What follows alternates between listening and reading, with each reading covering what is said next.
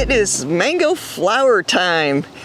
We've been doing several videos on mango flowers, and so it's on everybody's mind, and I've actually recently gotten a lot of questions about what to do with flowers on small mango trees. So here we are. We're going to look at a couple small mango trees with flowers. This happens to be Jakarta, and I mean, the bloom is incredible. Just a huge amount of bloom for this little tree. And this is Ryan, also a lot of bloom. So with mango trees this size, if they develop a fruit, they can sometimes die. I've had a 1 gallon tree, it was smaller than these two, and it produced a little fruit and, then died. The best case scenario is that the tree just doesn't grow for a long time. A lot of energy goes to the flowers and then the young fruit. So what I like to do is just cut off most of the flowers. Now cut the panicle back. These are still, very young. These are older ones. And then look at this. We have flowers emerging here. So I'm just going to knock off some of those.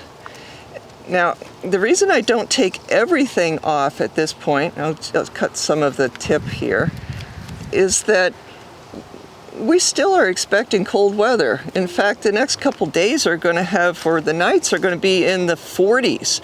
So if I took all of the flowers off, it might flower again. So that's even more energy going to flowers.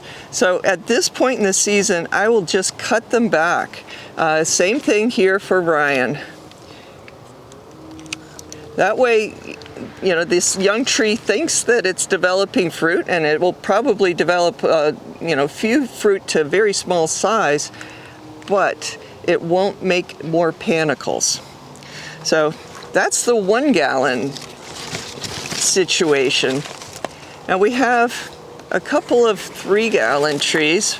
This is Dwarf Hawaiian. It is enthusiastic with flowering, and this one, these two here are both Duncan.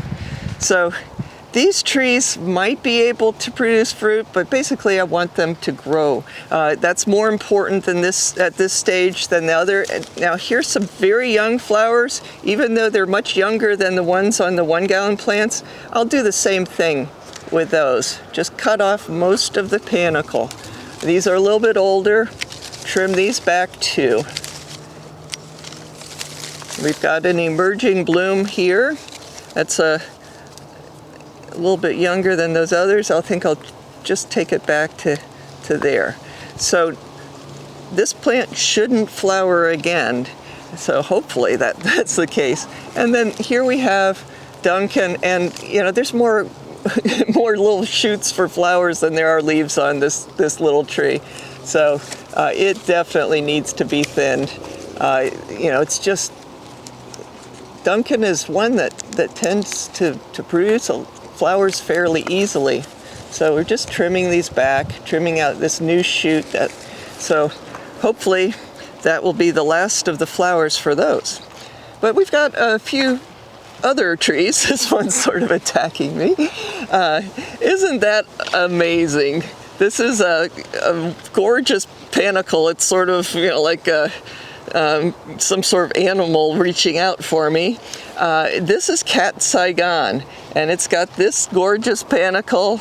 It's got another one about the same, and then over here another, and we've got some new ones emerging. So I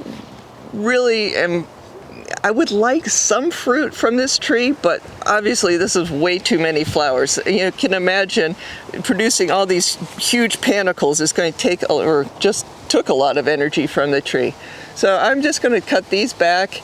There probably will be, fruit that gets produced here as long as the insects come into the shade house.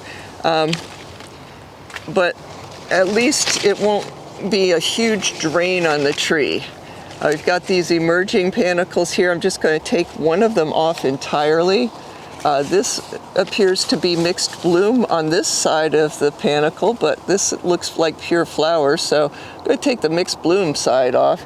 You know, there's really not much, it's not a terrible thing if you do something different or if you don't thin them at all. A lot of times a tree, if it's not able to support fruit, will just, slough it off. But this, I'll come back and visit it after the fruit set, and I'll make any modifications then. But it still has flowers, possibly we'll get some fruit.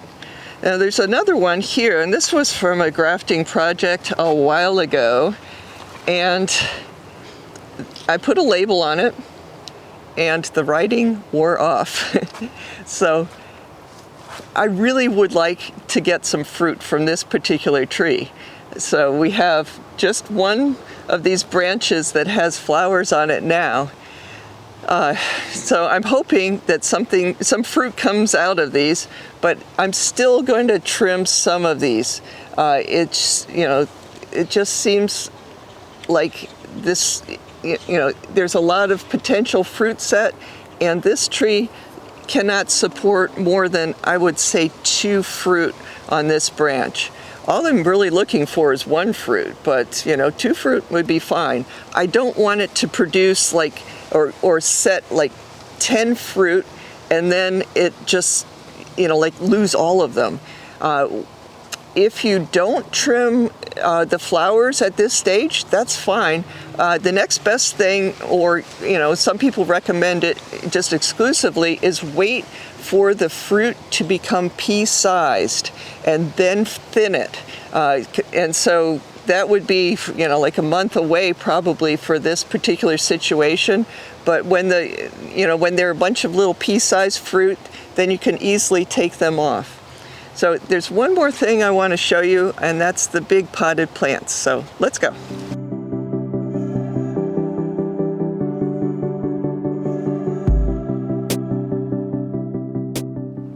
So I thought we'd take a look at our 15-gallon mango trees. We've got a few varieties, and they all are doing something a little bit different. This is Super Julie, and it's got a lot of bloom. We've got emerging bloom. This tree is pretty darn large. This is a pretty large diameter trunk. Basically I'm just going to let it produce what it wants. When it gets to be pea-sized, I'll make an evaluation and decide whether to leave all those fruit on or not. But basically, it's on its own for a little while now. This is Coggeshall, and again, tons of flowers. And look at this, again, a very substantial, trunk here. A good root system, a lot of flowers. It's not going to be able to, there's a little bee pollinating right now. It's funny. It's sort of late in the day for him, but he's there doing his job. So anyway, lots of flowers here. Again, I'm just going to let it be until the fruit are about pea-sized. The bees are going to be a lot happier that way. Lots of pollen for them. This is a Pina Colada, and this tree was actually the source of our only Pina Colada fruit last year. It's gotten bigger, sort of branching, going more lateral now. It's got a lot of flowers emerging, so I'm pretty hopeful for this. If someone doesn't buy it, I'm thinking we're going to have some fruit from this, even more than last year. This is, I think we got 6 fruit from it last year. This year it is ready to produce more. This is Pim Sang Mun, and these flowers are a little bit older. So we've got some fruit set along, around here. This little tiny fruit that are forming, but lots of flowers, and looks like we'll get some fruit there.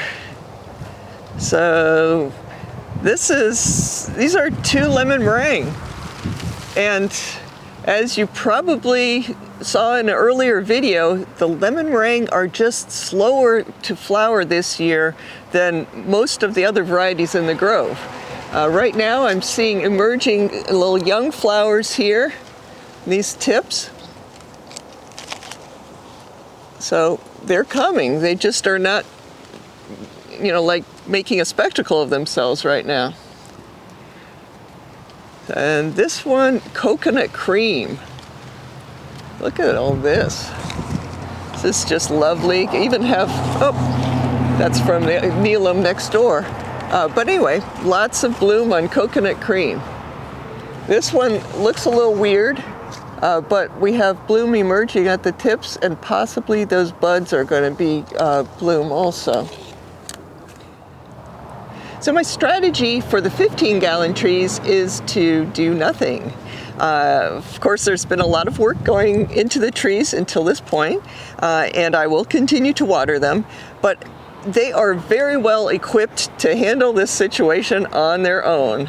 There's a lot of flowers, just thousands of flowers, and they will not all become little fruit, but when there are little fruit on the tree will drop a lot of them.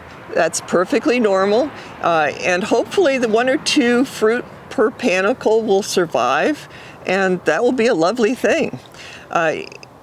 These trees, they can support fruit, and our customers really like to see that proven.